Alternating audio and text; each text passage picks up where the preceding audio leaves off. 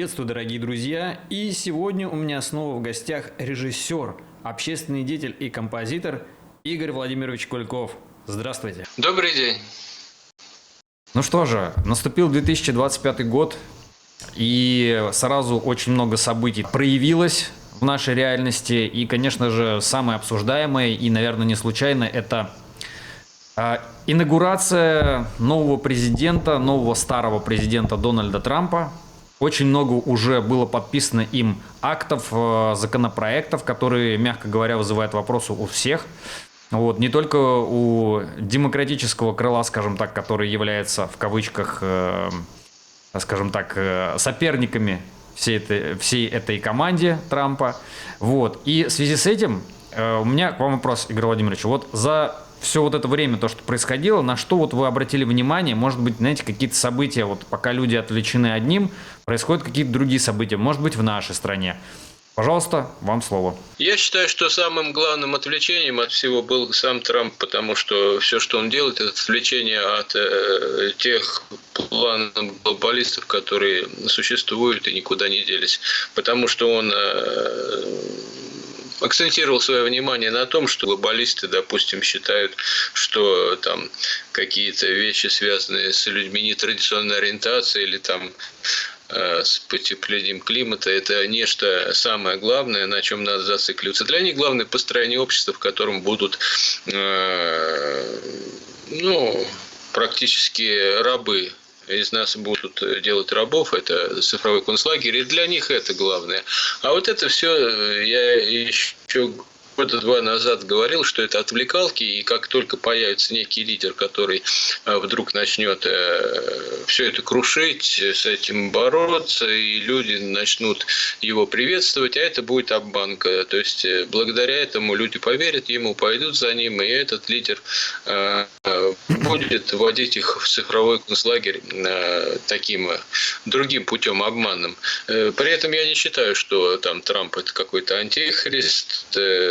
Я считаю, что это репетиция. На самом деле у антихриста будут более тонкие, более серьезные обманы. А это проверка, как вот люди реагируют. И я в этом убедился, глядя на то, как люди стали приветствовать Трампа и говорить, что вот он наконец пришел, что вот он начал бороться, наконец-то все, мы сейчас победим глобалистов. Меня удивляет вот эта наивность людей. Поэтому я считаю, как я уже сказал, что Трамп – это главное отвлечение от того, что происходит в мире. Поэтому именно сейчас интернет, наверное, на 99% заполнен вот этими вот размышлениями о том, что вот Трамп придет, порядок наведет, и все у нас будет хорошо. Я, например,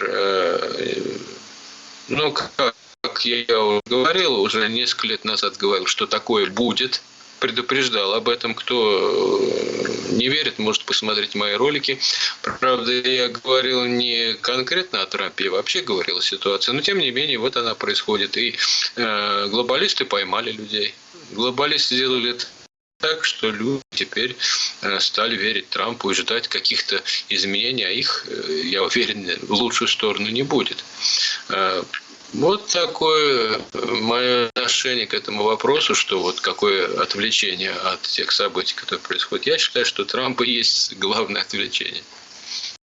Да, я соглашусь, тем более, что Трамп достаточно противоречивые делает заявления, ну и, собственно, его указы и законы противоречивые, ну и плюс то, что он делает, да, с одной стороны, встречался недавно с Биллом Гейтсом, чтобы обсудить новые популярные вот эти процедуры, а с другой стороны, там, вроде как начал активно бороться, так сказать, с нелегальной миграцией и прочее. Ну и плюс мы с вами слышали, да, и по пророчествам, что антихрист все-таки он придет после Третьей мировой войны. И это будет логично, потому что в мире, где еще все стабильно относительно, людям не нужен спаситель как таковой, потому что еще мы не перешли ту черту, где люди борются за выживание конкретно, да, и изнемогают от жажды и от голода. Вот, поэтому как-то так. Игорь Владимирович, а вот смотрите, из последних событий, да, тоже вот пожары в Лос-Анджелесе. Казалось бы, крупный город, мегаполис, где живут звезды. А тут раз и вдруг пожары вот эти вот. Как вы вообще на эту ситуацию смотрите с ними? Прокомментируйте. Ну, Я могу комментировать только на основе того, что я смотрел в сети, в интернете или там по телевизору. Есть очень такие странные моменты, которые вызывают много вопросов. Например, вот стоят дома, там 10 домов вообще не тронуты, и вдруг в середине один сгоревший. Причем я слышал такую версию, что якобы их специально поджигали через так называемые умные счетчики электроэнергии, вот, которые на самом деле очень опасны и накаляются, и при желании на удаленном управлении можно сделать так, что он загорится. Вот. Очень странно, меня рассмешила такая вещь, по телевидению я смотрел, и там говорилось о том, что почему типа вот лес не сгорел, а вот дома сгорели. Там рассказывали о том, что якобы ветер дул так, что он над лесом прошел, и вот это вот горящие все вещи он на здание перенес. Меня это рассмешило. Огонь такая штука, что он сжигает все на своем пути, независимо от того, как дует ветер над деревьями, там, вдоль деревьев. Все это очень странно и вызывает много вопросов. Поэтому, естественно, возникает версия, которую многие считают конспирологической, что это были поджоги. Вот. А для чего? Об этом тоже много версий, и начиная с той, что якобы там хотят скрыть какие-то следы в этих домах, каких-то нехороших действий тех, кто там проживал. Я считаю, что все это полная чушь.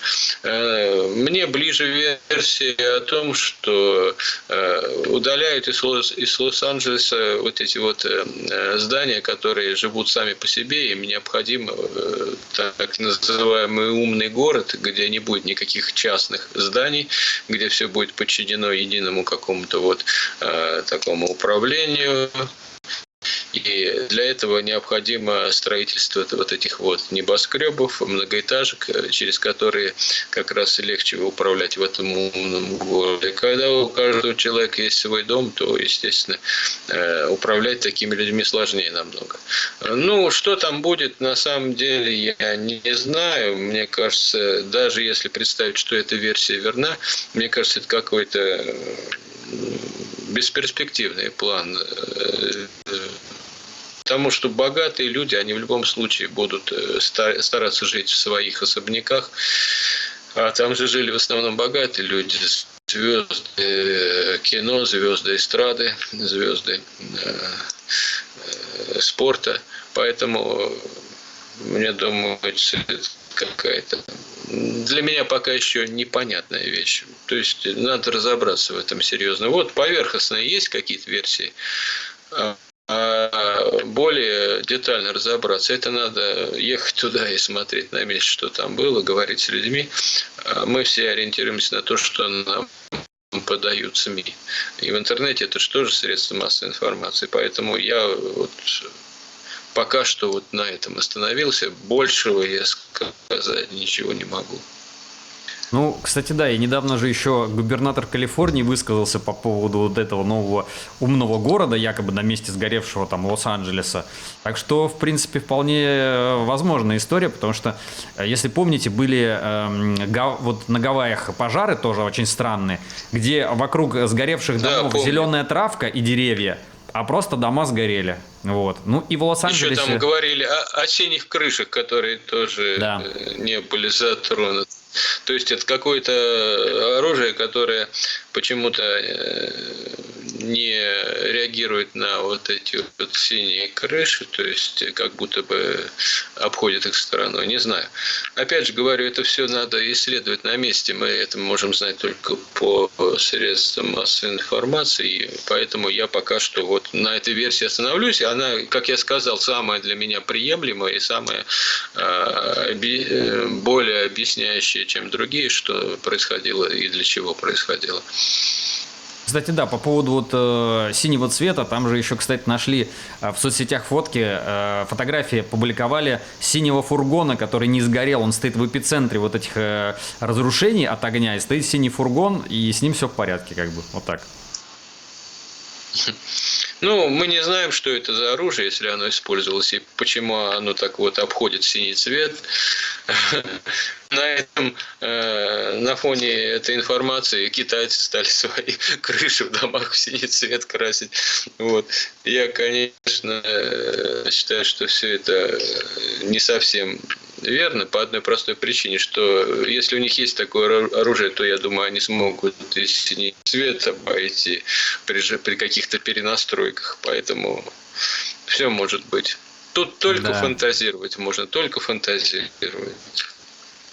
Игорь Владимирович, такой вопрос. Вот смотрите, сейчас, да, Трамп начал подписывать многие вот соглашения, в том числе, ну, не только соглашения, но и указы, распоряжения.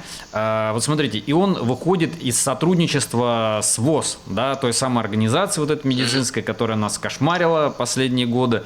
И при этом, смотрите, да, мы наблюдаем очень интересную историю. Если даже Трамп, США выходит из этой лавочки, Россия до сих пор в ней, как бы, ну, тут как бы все понятно, да?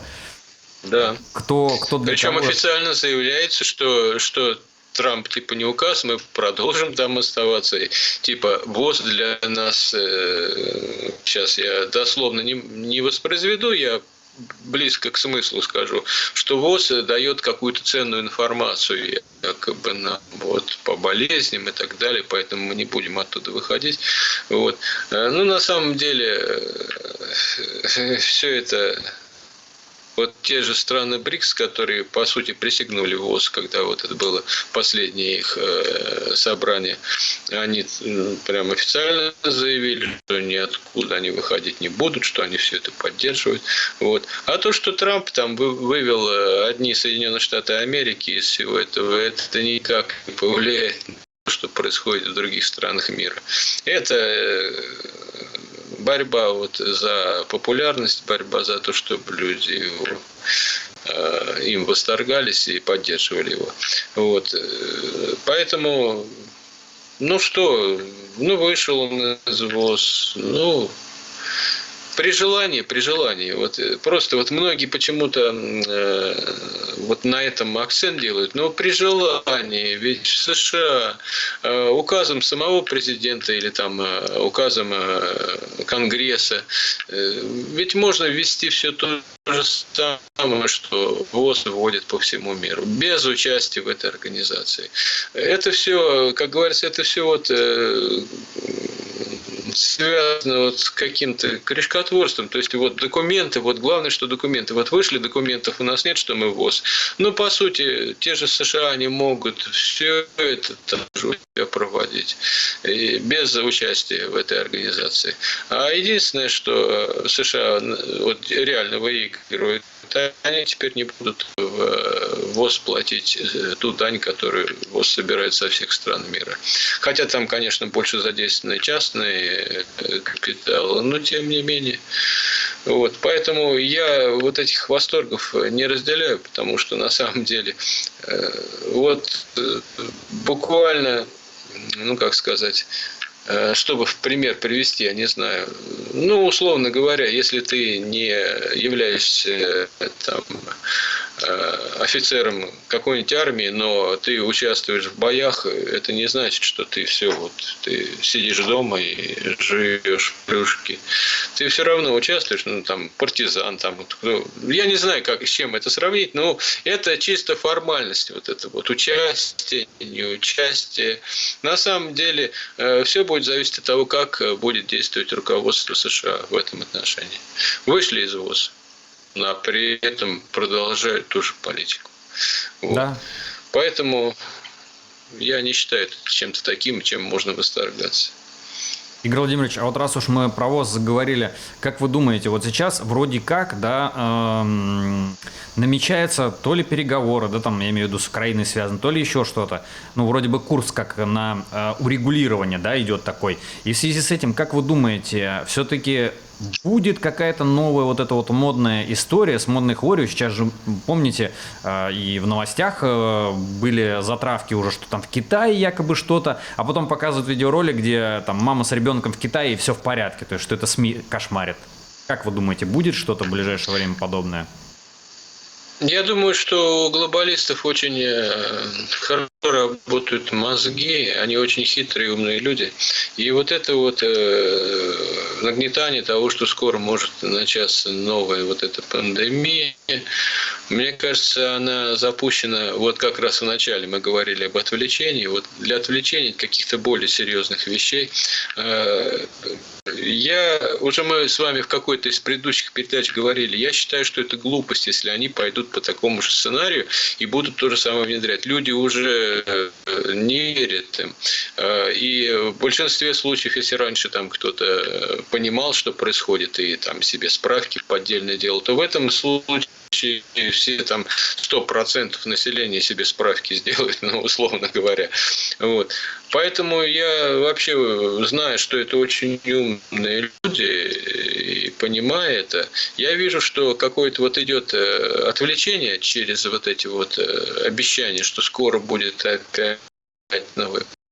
На самом деле, мне кажется, ее не будет. А если внимательно следить за блогерами, есть блогеры, за которыми я внимательно слежу, но знаю, что они работают на систему, хотя они как оппозиционеры себя ведут. И я слежу за ними и вижу, что они продвигают вот именно это, а не то, что надо внимательно к этому относиться и думать. А для чего? Вообще поставить классический вопрос, а для чего?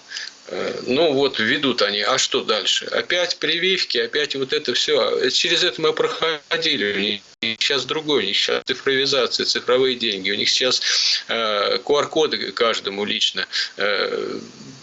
Зачем это все? Ну, если даже представить, что это все планируется, то это может быть, как мы уже говорили раньше, только связано с такой болезнью, от которой повально будут все падать. Вот. Но это как раз опять вопрос отдельный, потому что будут умирать люди, это будет сокращение населения и не более того. Вот. Но я опять же, я повторяю, говорили об этом в прошлый раз, вирус не может скосить все население мира. Вирус имеет способность мутировать и превращаться в совершенно безобидное такое вот мелкое существо. И первоначально он может скосить многих, но уничтожить все население Земли вирус не может. Поэтому я не вижу в этом никаких перспектив, я вижу в этом какое-то отвлечение от каких-то более серьезных вещей. Вот. А еще надо смотреть, помимо вот этих вот блогеров подставных, центральное телевидение. И на центральном телевидении удивительное дело, не нагнетается все это. Как раз про Китай я был удивлен, думаю, сейчас и тут начнут. А сказали, да нет, там ничего страшного в Китае нет, говорят, и ничего не будет, и мы к этому вообще как-то относимся спокойно. Вот. То есть в любом случае какие-то движухи там происходят, а что там у них, я не знаю. Ну, вот я чисто с логической точки зрения, вот с точки зрения построения правильной логики, я не вижу смысла в повторение того, что они делали. Вот. И уничтожение народного населения через можно. Да, может умереть там какое-то количество людей в первый этап болезни, а потом все это сойдет на нет. Угу. Вот. Да, вы знаете, вы сейчас такую вот мысль как раз высказали о том, что вот это вот все, грубо говоря, уже было апробировано, и люди это приняли в штыки, и у меня появилась такая сразу гипотеза, а что вот если как раз, да, они зайдут немножко с другого, то есть давайте представим такую ситуацию, допустим, что происходит какой-то глобальный, запланированный, естественно, сбой, да, банковский, нам говорят срочно, вот, создают опять же такую вот как бы атмосферу ужаса, страха, и говорят срочно все переходим на цифровые валюты, иначе, все. Вот, люди переходят, у них открываются вот эти цифровые кошельки, и тут что они делают? Ребята, вот смотрите, да, там проходит какое-то время, опять же, у всех уже цифровые, допустим, кошельки, и в какой-то момент, значит, там нарисовывается новая вот хворь, и тут уже они по-другому вопрос могут поставить. Смотрите, вот мы это, значит, вот эту вот хворь помещаем в обязательный календарь уколов, Если вы, типа, это не делаете, ваш цифровой кошелечек отключается. А дальше вы сами решаете. То есть, когда была вот эта история 2020 года, ну, мы были независимы там и финансово, и по другим аспектам в целом от подчинения этой вот всей парадигме, да, то есть вот этим вот принуждением вот этим. А сейчас, если они поменяют полностью вот эту концепцию, да, как бы нашей жизни, если вдруг это пройдет, но я почему-то тоже думаю, что не пройдет, тогда да, они смогут как-то вот пытаться переиграть. Ну, в принципе, вариант, да, вполне приемлемый насчет того, что... но смысл ставить вот эти вот прививки, если человека и без них можно загнать в цифровой концлагерь, я пока не вижу. Если, конечно, через эти прививки не будут вводиться какие-то микрочипы и так далее. Сейчас вот про предыдущие разговоры идут, но про микрочипы разговоров нету. Есть разговоры там про какие-то вещества, но в основном про МРНК говорят, о том, что это на гены влияет. Не знаю. Я пока что не вижу каких-то вот серьезных поводов для того, чтобы это опять заново раскручивать. У них сейчас война на повестке. Война, как мы уже говорили, может привести к голоду и так далее. Вот у них сейчас главная повестка. А что будет с этими пугалками о пандемиях, эпидемиях, я не склонен особо в это верить, что они сделают что-то такое, что у них получится опять обмануть людей. Там. Не знаю. Тут вопрос очень сложный, я вижу вот так. Ну и правильно вы сказали по поводу вот большой, так сказать, Третьей мировой, то, что Европу, как мы видим, уже последние там, ну, наверное, несколько лет накачивают вооружениями. Вот Финляндию, да, сейчас тоже подтянули в этом плане. Поэтому, да, скорее всего, действительно будет разрастание вот этих очагов, в том числе и на Ближнем, да, получается, Востоке. Тем более сейчас же Трамп пришел, он, скорее всего, поспособствует этому. Да. Конечно, он же там собирается третий храм строить, в который я особенно не верю.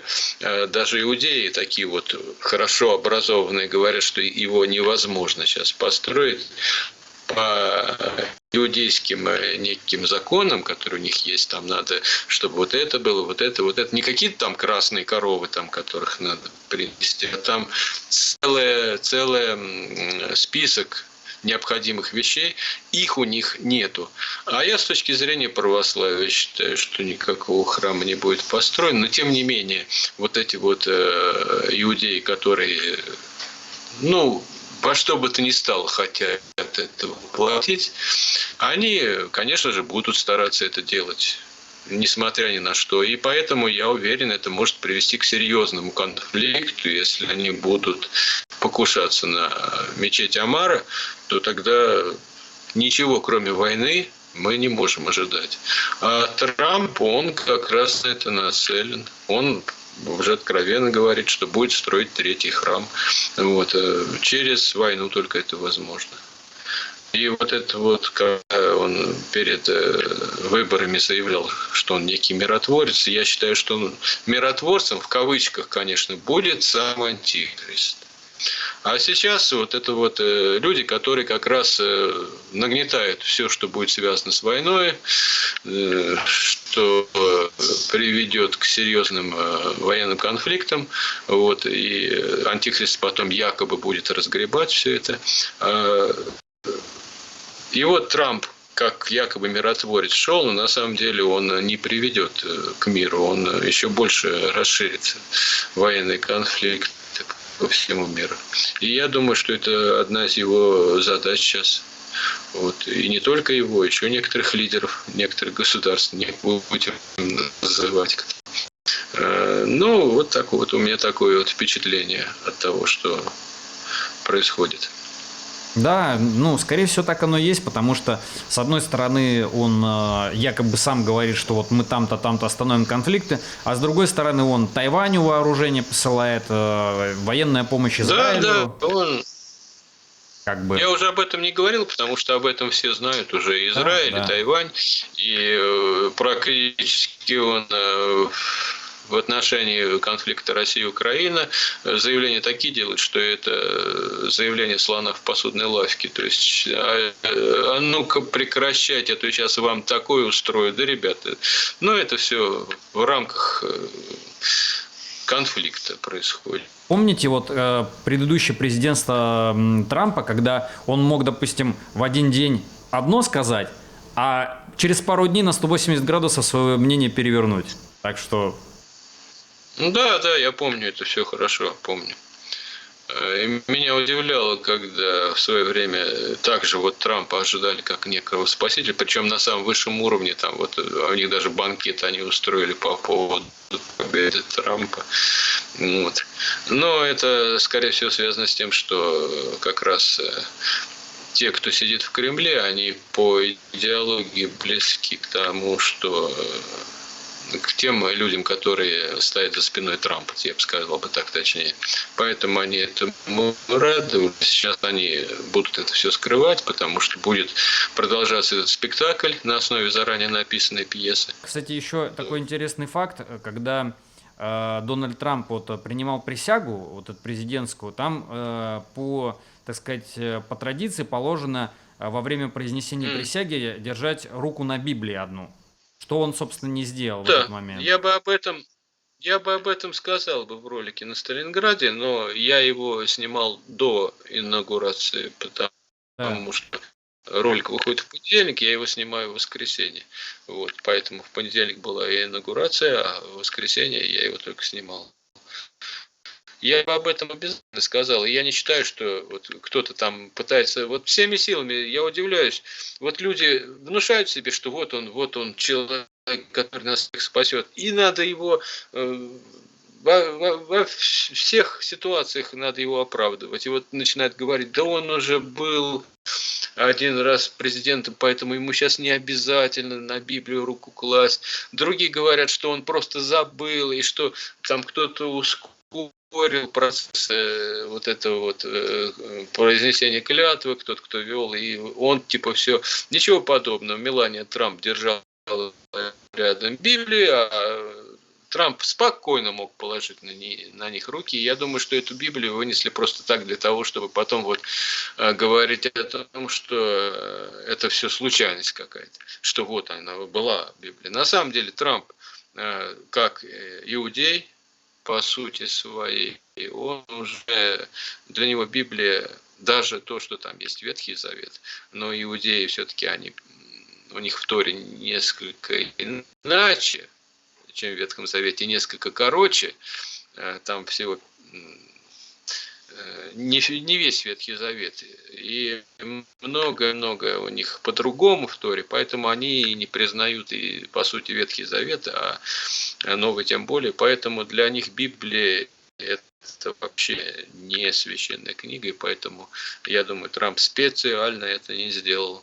Он тем самым показал приверженность свою иудаизму и тем людям, которые сейчас его поддерживают как в Израиле, так и в США в меньшей степени иудеи его поддерживают, но тем не менее поддерживают.